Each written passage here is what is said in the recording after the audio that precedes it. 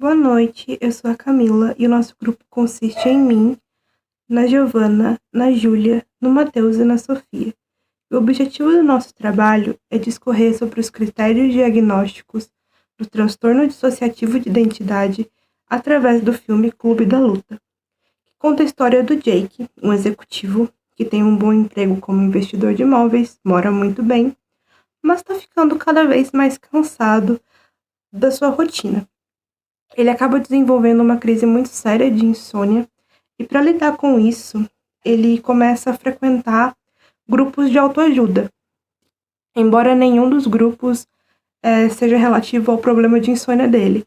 Então, ele frequenta grupos de pessoas com câncer, enfrenta grupo de fumantes, enfim. E com isso, ele acaba conhecendo um homem chamado Tyler, que o incentiva a lidar com a sua insônia de um jeito diferente, usando a violência.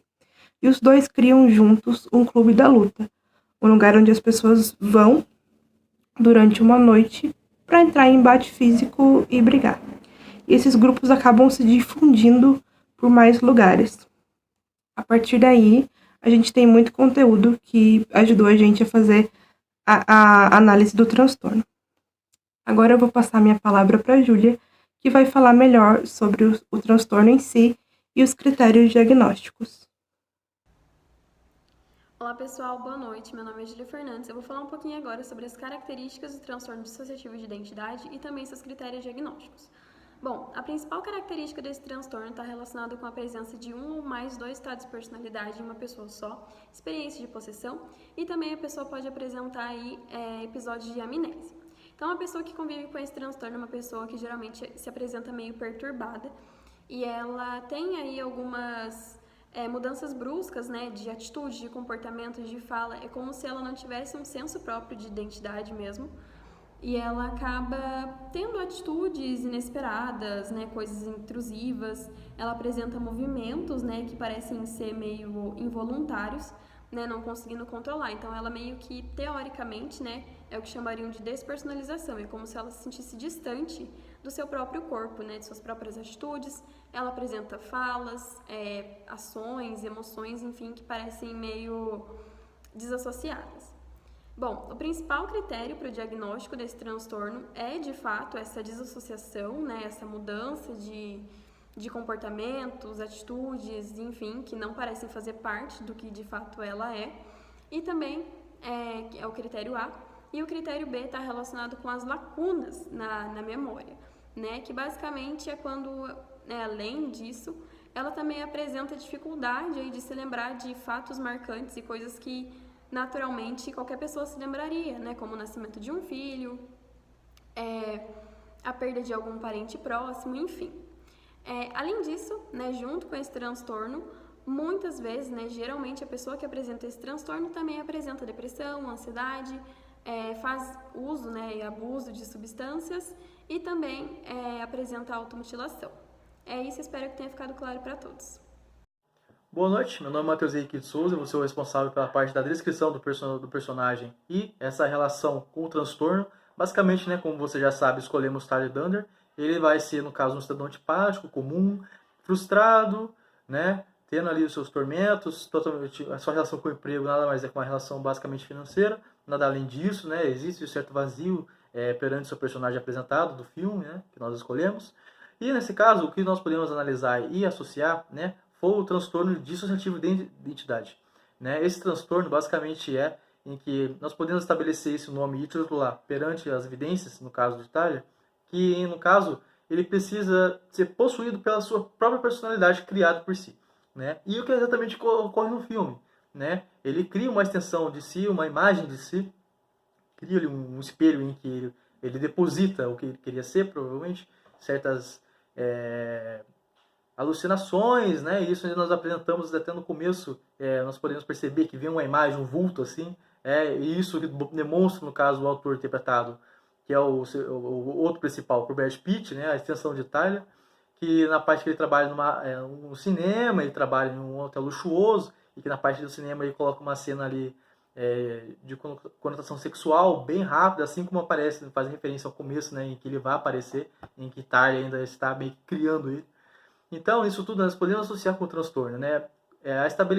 Estabelecer essa normativa em que o transtorno dissociativo de identidade, ele precisa o paciente precisa criar uma certa personalidade e essa personalidade precisa possuir, né, o verdadeiro eu, né, no caso. Isso tudo é interessante porque nós podemos analisar certas características no filme com o decorrer, né, com a evolução, em que basicamente o Tyler, o genuíno, não, o Brad Pitt, ele entra em certas cenas de conflito, de estresse, e ele meio que recorre, né, a essa personalidade em que ele estava projetando querer ser o seu eu, né. E nisso tudo aparece lá o Brad Pitt atrás dele, falando exatamente o que ele deveria fazer, né. Essa dominação, que no caso, nessa parte do filme o personagem não tinha percebido, né? Essa dominação dessa personalidade em que ele criou, estabelecendo todas as partes importantes do seu cotidiano, da sua personalidade. Então ele estava sendo tudo aquilo que ele não era, na verdade. É o que ele queria ser. Essa personalização, né, dessa extensão do seu eu no outro, né, no outro de si, é bastante comum. E nesse caso, né, com a evolução do filme, é interessante podemos ver que no caso, depois que ocorreu certos eventos e no caso o genuíno Tyler, ele acaba meio que já desconfiando, né, se é realmente o Brad Pitt ou a extensão do seu eu ou não, ele acaba desconfiando, vai atrás, né, o Brad Pitt ele foge, some depois de certos conflitos, e no caso o Tyler acaba percebendo que, no caso, Brad Pitt, na verdade, é a extensão do seu eu. Nisso tudo ocorre quando ele tinha uma certa gangue, né, uma quadrilha ali, mais uma seita, em que tem certos comparsas e ele vai atrás desses comparsas para ver se viram o Brad Pitt, né, no caso, o Tyler Dunder. E os comparsas ficam meio receosos, até com medo, porque o filme é de bastante violência. E eles achavam que era um teste, né? Se respondessem errado, provavelmente iriam aí ser bastante prejudicados. E no caso, eles ficaram com medo, porque Tyler estava perguntando que se eles viram o Tyler interpretado por Brad Pitt, né, a extensão, a personalidade, e eles ficaram com medo, porque basicamente Tyler, na verdade, o genuíno, ele já tinha ido lá quinta-feira, ele estava perguntando coisas básicas, onde que Tyler, ele mesmo tinha ido, quem eram eles, coisas básicas, assim, meio desconexas, sem sentido naquele momento, né?